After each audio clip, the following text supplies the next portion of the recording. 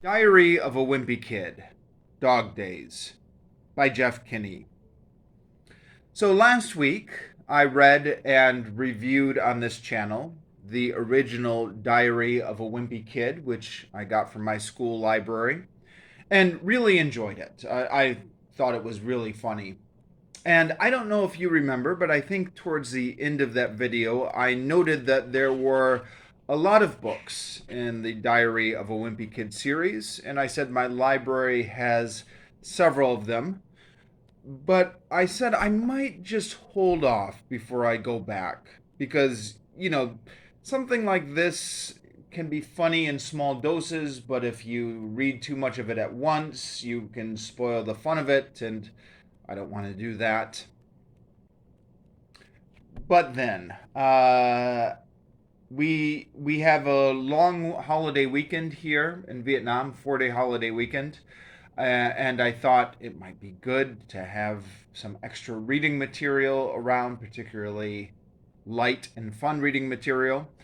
And I thought to myself, you enjoyed that first book so much. Why deny yourself the pleasure of reading on in the series? If you're having fun, just keep going. So I went to my school library. Now, the school library did not have the second book in the series, Roderick Rules. And it did not have the third book in the series, The Last Straw. Now, I'm not completely sure, actually. I haven't checked the computers. Could be that they're just checked out at the moment. I haven't actually bothered to check yet. But at any rate, they were not on the shelves. So we are now at the fourth book in the series, Dog Days. Excuse me. Which chronicles the dog days of summer. It's actually a bit of a pun because I think August is supposed to be the dog days of summer. I don't know, it's just a saying. But also, one of the plots of this book is that they get a dog. Um, yeah, so pick this book up, fourth book in the series, and it's not nearly as good as the first one. So, I don't know. It would be interesting maybe to go back and look at the second or third book to see if there was a gradual decline in quality or if the quality just abruptly stopped after the first book. Because, the first book, as I mentioned in my review, according to my research on Wikipedia, first book was based off of a webcomic. So I guess maybe possibly before the book went to print, they had some time to think of jokes on the webcomic and were able to think of some really great material over time. First book was also, again, according to Wikipedia, originally going to be aimed at adults, so maybe the humor was more sharp.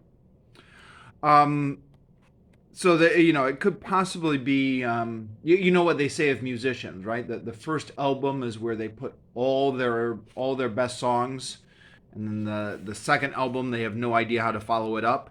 It could be that there's a bit of that going on here. Again, it would be interesting to read the second and the third book to see how they compare.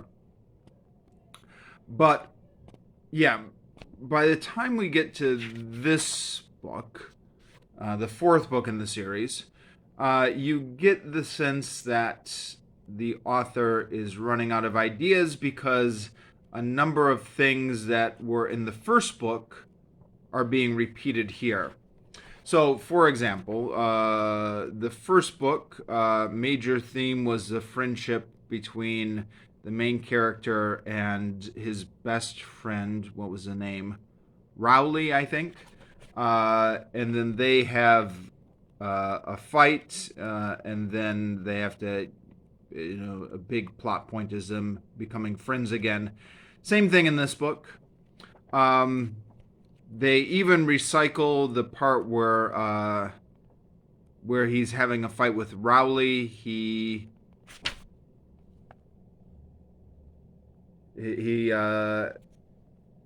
the weird kid Fregley steps in.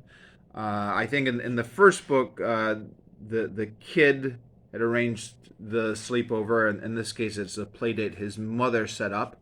But the same thing where the weird kid Fregley steps in or attempts to step in when the character's having the fight with Rowley. Also, recycled from the first book is the fact that there's an opening for a new cartoon. Now, in the first book, it was in the school paper. Here, it's in the real paper, the grown-up paper, where little Cutie is being retired. So there's an advertisement somewhere for people to submit their cartoons. So the author, the kid, what is the kid's name? The kid does have a name, doesn't he? Sorry, I'm blanking on it. Comes up with a cartoon called Hey People, which he tries to submit to replace.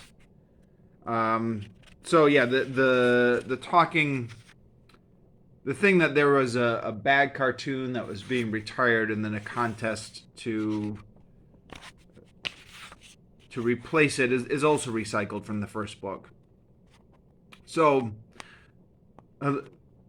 yeah, lots of themes being recycled from the first book. But then just more than that, this book just wasn't funny. The first book I was chuckling a lot. This one did not have me laughing. Now, why is it not funny? I don't know. It's difficult to put your finger on why something works as a joke or why it doesn't. There are some people who can do it, some people who are sharper, more analytical than me. But I think for a lot of us, it's just hard to say why something is funny and why something is not. All I can say is that the first book was funny. This book was not. Other than to say, I guess I can put my finger on it a little bit. First book was more of a satire of normal middle school life and the types of things that normal kids went through. And I mentioned in my review, there was a tendency sometimes to go with kind of exaggerated reality. But for the most part, the first book was funniest when it was a satire of what middle school is actually like. This book is going for maximum cringe. So it just exaggerates everything to get a real cringe out of it.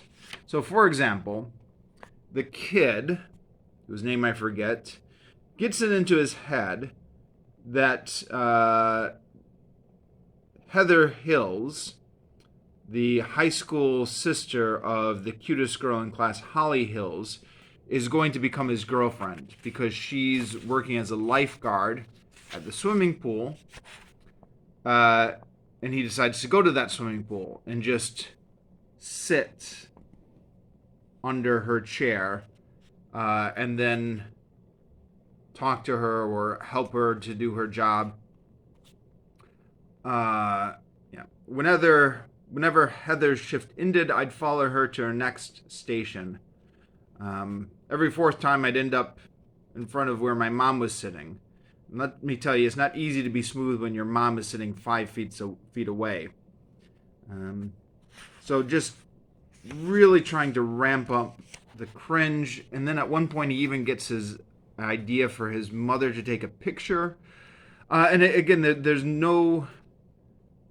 The high school girl in question, who he thinks is his girlfriend, is just completely ignoring him the whole time. He wants to get his mom to take a picture, but instead of doing it stealthy, his mom can't figure out how to work the camera.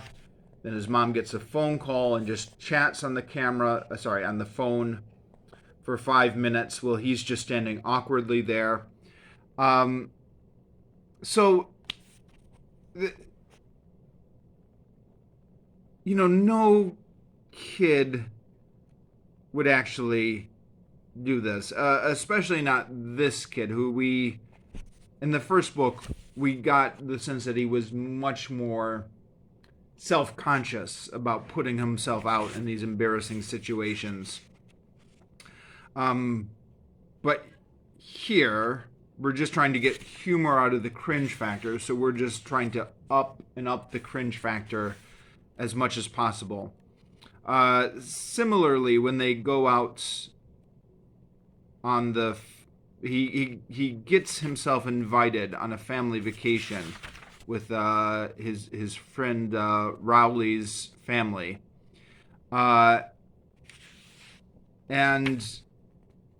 instead of like normal stuff that you can relate to with the awkwardness of being on a friend's family vacation, they just keep amping up the cringe up and up. The family is as weird as possible. All these silly games, sharing a bed, but then the kid is also as completely cringe as possible, even going to try and sneak on the computer when the dad's not there, and sending a message from the dad's work account. They go out and they only have one ice cream cone that they all have to share. I mean, who does that? I mean, I understand it's not supposed to be realistic. It's supposed to be just ridiculous. But this book, in the first book, was funniest when it was a satire of stuff that was believable. Here, they just keep getting more and more ridiculous situations, so that it's not believable and hence not very funny. Yeah. That being said, I do have to admit that I read this all in a couple of days. I mean, I can't brag about that, huh? You can see what an easy read this is. But I don't know. The even though it was getting pretty ridiculous, as the cringe is just increasing, you just keep turning the pages and see what the final payoff is. See where this is all going, or how cringe it's going to get at the end.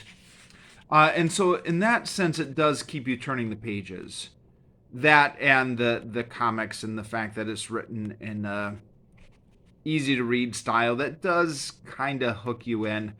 But instead of having like a satisfying feeling from having funny jokes like you did in the first book, you get an empty feeling as you keep turning the pages, because yeah, there's just nothing there in the end, nothing of substance. So I don't know. I might just keep reading the series, the books that my library has, anyways, because I don't know. I know I've got a lot more serious books on my bookshelf that I'm not reading, but I guess I'm just feeling tired and burnt out lately, and some mindless stuff like this just seems to be what my brain is going for. Couple quick notes here. There is a mention of Charlotte's Web, which I read and reviewed on this channel about a year ago. So it says, anyway, Mom said that she was going to use her veto power as the Reading is Fun Club's founder and choose the book for us. So she chose this book called Charlotte's Web, which looks like one of those classics I was just talking about before. Just from looking at the picture, I guarantee either the girl or the pig doesn't make it to the end of the book. And he's got this theory about classics, about how they're depressing. That's pretty much it for Charlotte's Web. And then I mentioned the cartoons was a factor. There's a cartoon in the paper that he and his dad both hate called Little Cutie, which, where is this? Here we go. Daddy, is rain just God sweating? Um, yeah. It says Little Cutie has been around for at least 30 years, and it's written by this guy named Bob Post. I've heard Little Cutie is based on Bob's son when he was a kid. Um, so this struck me as a parody of Family Circus.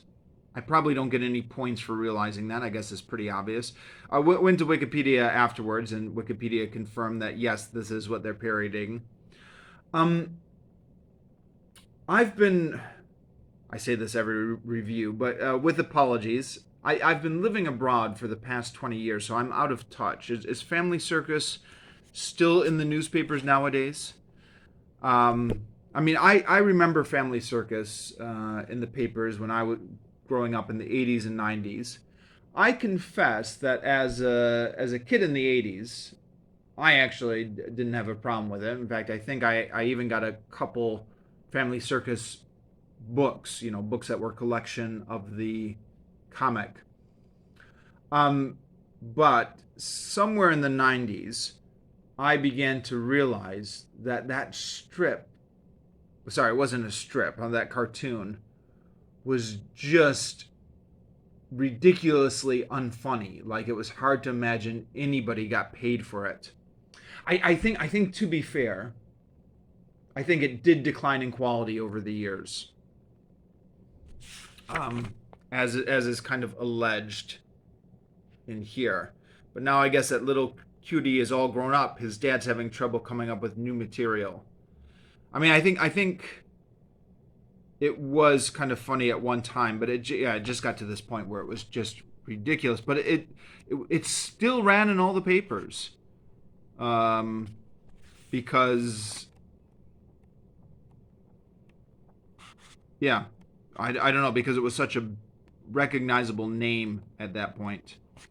Um, so yeah, Little Cutie retires, and that's where you have the contest to replace it.